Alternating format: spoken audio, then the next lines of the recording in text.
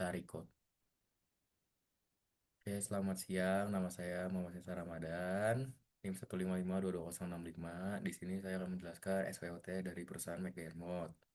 Table of contents itu ada profil perusahaan, ada strengths, weakness, opportunities, threats, strategic implications, dan action plan. Nah, yang pertama itu ada profil perusahaan. Perusahaan ini ada teknik kelautan memiliki dua bidang utama dalam dunia pekerjaan. Yang pertama itu ada onshore atau pantai, offshore, dan kedua itu ada offshore atau lepas pantai. Nah, perusahaan sendiri itu ada McDermott, fokus perusahaannya itu di offshore atau rekayasa pengadaan, konstruksi, dan instalasi. Tahun berdirinya itu di 1923 di Amerika Serikat oleh Daniel O. McDermott. Lokasinya itu tersebar di seluruh dunia, di Indonesia ada di Batam. Poin kedua ada strength-nya. Yang pertama ada pengalaman dan reputasi baik, bergerak dari tahun 1923, menjadikan salah satu perusahaan terbaik dalam bidangnya yakni oil and gas. Yang kedua ada kondisi finansial yang baik. Pada tahun 2016, return on equity bernilai 17,28% dan return on asset bernilai 53,72%. Berdasarkan data ini, dapat dikatakan kondisi finansial yang baik. Terus yang ketiga ada kapabilitas teknologinya. Beberapa teknologi tercanggih mereka di antara lain ada teknologi digital project delivery, yang kedua ada licensing teknologi, yang ketiga ada engineering fabrication service. Nah, poin selanjutnya ada weakness. Yang pertama itu ada margin untung yang tipis. Nah, hutang yang besar menyebabkan margin untung yang tidak terlalu besar. Berikut berikut adalah keuangan perusahaan pada tahun 2021. Pendapatan itu mencapai 3.580.000 dolar. Terus pengeluarannya itu 3.550 dolar. Laba sebelum pajaknya itu ada di 30.000 dolar, terus laba setelah pajaknya ada di 20.000 dolar.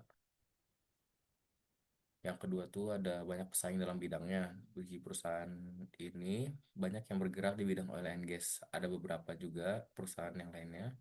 Di antara itu ada Saipem, Shell, Technip FMC, Baker Hughes, Worley, Petrofac.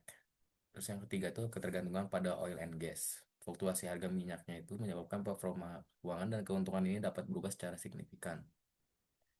Nah, terus keterbatasan ini yang dapat menghambat performa perusahaannya. Poin selanjutnya itu ada opportunity.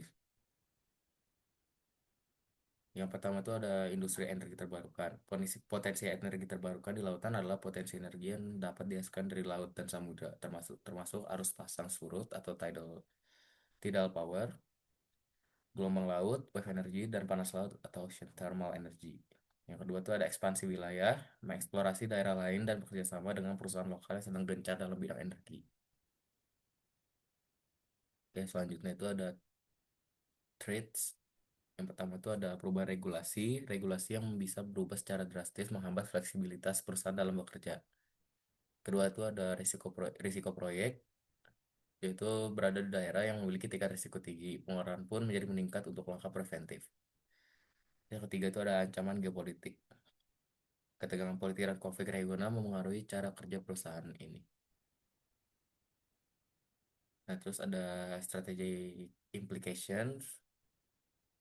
Dengan cara apa? Dengan cara memanfaatkan teknologi dan pengalaman untuk mengajukan penawaran, kolaborasi untuk mendapatkan pengalaman serta sumber daya yang baru.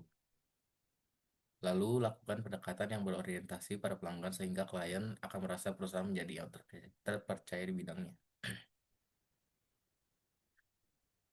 Nah, strategi to address weakness and mitigate potential threats itu ada optimalisasi struktur keuangan sehingga hutang bisa ditekan untuk menghasilkan keuntungan yang lebih besar. Investasi investasi kepada pengembangan sumber daya dan teknologi untuk masa depan yang lebih efektif dan efisien. Lalu lakukan manajemen risiko yang proaktif dengan mengambil langkah yang tepat. Nah, ini selanjutnya ada action plan.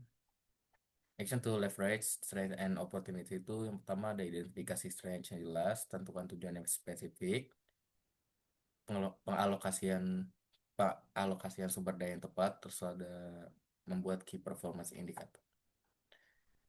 Selanjutnya itu ada step to address weakness and contract traits. Yang pertama itu ada analisis kelemahan dan ancaman yang detail, implementasi langkah-langkah perbaikan, lalu ada evaluasi setiap saat. Terima kasih.